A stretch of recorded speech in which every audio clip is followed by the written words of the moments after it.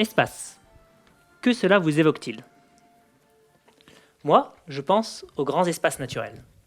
Et cela fait écho à notre projet Across Norway.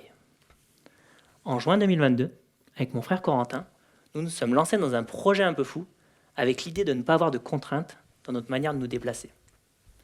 Ce projet, c'est Across Norway. Une traversée de la Norvège avec pour objectif de rallier le point le plus au sud au point le plus au nord sur 3000 km. Mais ce projet, nous l'avons voulu unique puisque nous avons décidé de le réaliser essentiellement en orientation. Alors, qu'est-ce que ça veut dire en orientation? C'est tout simplement le fait d'orienter avec des cartes et une boussole sans aucun moyen technologique. Quand on utilise un GPS, c'est facile. On donne un point sur la carte et on nous calcule directement le meilleur itinéraire. On nous dit de passer à droite, puis à gauche, tout droit. Finalement, c'est la même chose quand on fait de la randonnée sur sentier. On a un simple balisage à suivre.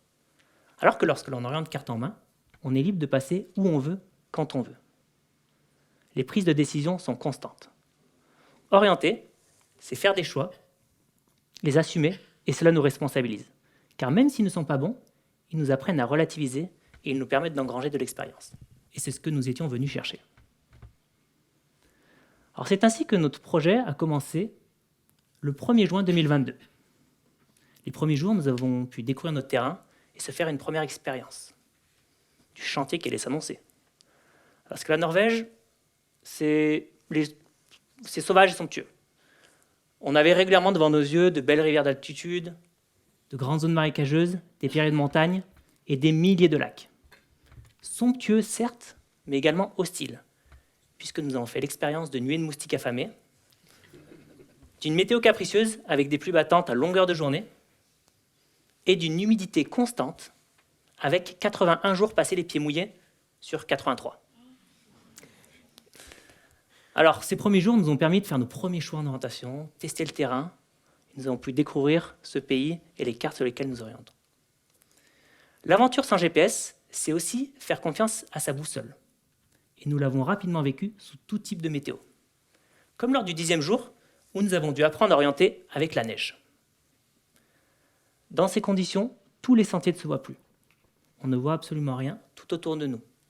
En plus de ça, la météo se gâte et on se retrouve dans le brouillard le plus complet, à 360 degrés autour de nous. Là, clairement, nous avons l'opportunité du choix devant cet espace qui s'offre à nous. Mis à part la neige, plus rien n'est visible dans le paysage. Mais nous devons quand même partir dans la bonne direction, au nord. Car oui, notre objectif final reste le Cap Nord.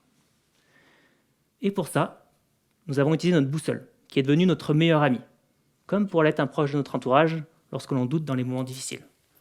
On a tous déjà vécu ces moments de doute, à se demander si on fait le bon choix, si on part dans la bonne direction. Et bien on se cherche souvent à se raccrocher à quelqu'un, à lui demander ce qu'il en pense, pour qu'il nous rassure.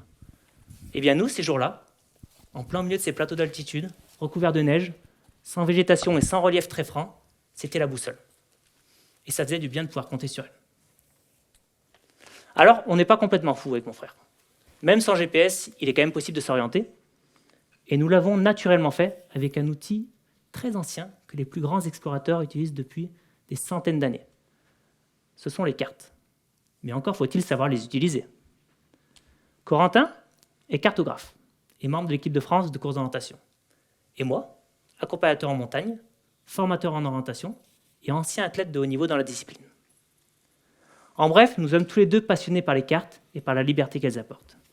Et c'est cette passion commune pour l'orientation qui est à la base de notre projet Across Norway. Nous souhaitions tracer notre propre itinéraire à travers la Norvège, hors des sentiers battus, et les cartes nous le permettaient. Alors les cartes que nous avons utilisées sont très précises, notamment au niveau du relief, de la végétation, du réseau hydrographique. Ce sont des cartes LIDAR, bien plus précises que nos cartes de randonnée classiques IGN. Elles sont d'ailleurs semblables à celles utilisées lors des plus grandes compétitions et championnats du monde d'orientation. Cependant, leur singularité réside dans le fait qu'elles ont été générées automatiquement par satellite. Donc personne n'est allé parcourir ces espaces au préalable pour les cartographier. La carte sera-t-elle fiable, fidèle au terrain? Autant de questions qui tournaient dans nos têtes et rendaient l'aventure encore plus excitante. Alors, plus on avançait dans l'aventure, plus on s'est rendu compte que les prises de décision liées aux cartes étaient difficiles, avec la fatigue. Et plus on avançait, plus il était difficile de prendre les bonnes décisions. D'ailleurs, les décisions n'étaient pas seulement liées à l'orientation. D'autres paramètres rentraient en jeu chaque jour. Où va-t-on manger ce soir? Que va-t-on manger? Où allons-nous dormir? Planter la tente? Quelle météo est annoncée les prochains jours? Des tas de questions et décisions que nous avions anticipées ou non. Et je me souviens d'un jour qui nous a bien marqué, c'est le 15e jour. Ce jour-là, alors qu'on terminait la journée, on arrive devant un torrent, et le problème, c'est qu'on arrivait trop tôt dans la saison. Et le pont, qui nous permettait de traverser le torrent, n'avait pas été installé.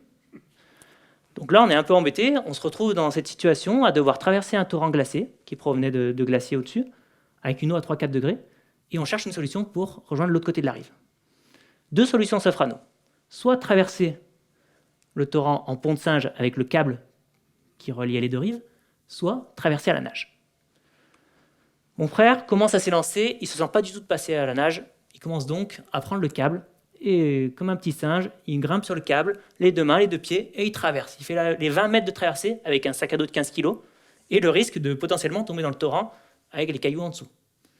Il finit la traversée avec les bras complètement tétanisés et à bout d'énergie. De mon côté, ayant vu mon frère en grande difficulté, je ne me sens pas du tout capable de traverser avec les bras sur le câble. Je choisis donc l'option traverser la nage. Je commence donc à m'approcher du torrent, je commence à mettre les pieds dans l'eau, et rapidement déjà je me rends compte qu'elle est fraîche, 3-4 degrés. Et puis j'essaie de trouver un endroit où je sens qu'il n'y a pas trop de courant. Et je commence à m'aventurer dans ce torrent, et rapidement, le courant est trop fort et commence à m'emporter. Donc je suis contraint tant bien que mal à nager pour essayer de rejoindre l'autre côté de la rive.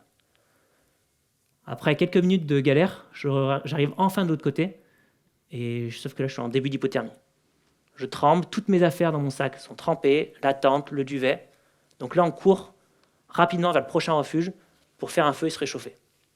Je mettrai bien 3-4 heures avant de retrouver une température corporelle normale. Ce 15e jour a été un véritable apprentissage, car certaines décisions ne se prennent jamais à chaud. Mais ce contraste avec ces milliers de micro-décisions en orientation que l'on prenait en quelques secondes ne nous a pas permis de prendre assez de recul, de se poser 5 minutes et faire le bon choix. Sans ce refuge à proximité, l'aventure aurait pu s'arrêter là. Néanmoins, même si la situation s'est avérée négative sur le moment, elle a été fondamentale dans nos choix pour la suite. Cette erreur, finalement, n'en est pas une. C'est l'expérience. Et l'expérience dans nos vies est précieuse et primordiale pour continuer à grandir. Elle nous aide à faire les bons choix. J'imagine que vous l'avez déjà vécu, cette expérience où vous vous dites « j'ai merdé, j'aurais pas dû faire ça ». Il y a deux façons de l'interpréter.